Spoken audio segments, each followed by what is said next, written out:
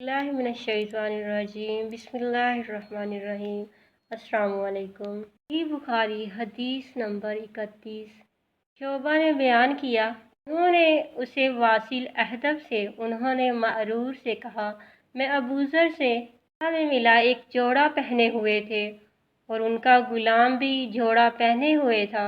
मैंने उसका सबब दरियाफ्त किया तो कहने लगे, मैंने एक शख्स यानी गुलाम को बुरा भला कहा था और उसकी माँ की गैरत दिलाई, गाली दी, तो रसूलुल्लाह सल्लल्लाहु अलैहि वसल्लम ने ये मालूम करके मुझसे फरमाया, ए अबू ज़र, तूने उसे माँ के नाम से गैरत दिलाई, बेशक तुझ में अभी कुछ ज़माना जाहिलियत का असर बाकी है।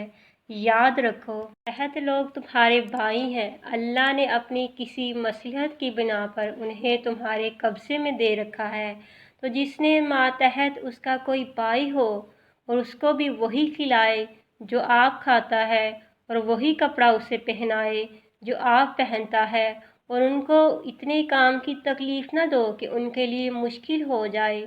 अगर कोई सख्त काम डालो तो तुम खुद भी उनकी मदद करो। सही बुखारी हदीस नंबर 32।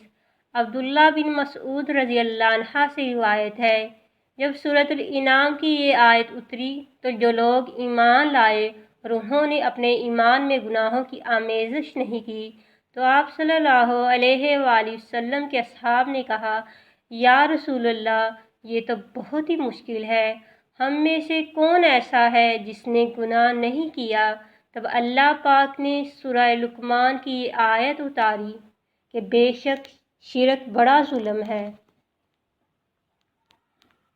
सही बुखारी हदीस नंबर 33। अबू हुरैरा रज़ी अल्लाह अन्हा से रिवायत है कि रसूलुल्लाह सल्लल्लाहु अलैहि वसल्लम ने फरमाया, मुनाफिक की अलामतें 3 हैं, जब बात करे झूठ बोले, जब वादा करे उसके खिलाफ करे, और जब उसको अमीन बनाया जाए तो ख़यानत करे। इसलिए अगर आप लोग हमारे चैनल पर नए हैं तो प्लीज़ चैनल को सब्सक्राइब कर दें और साथ ही बेल आइकन को प्रेस कर दें ताकि मज़ीद इस तरह की अच्छी अपडेट आप तक पहुंचती रहे। अल्लाह हाफिज़।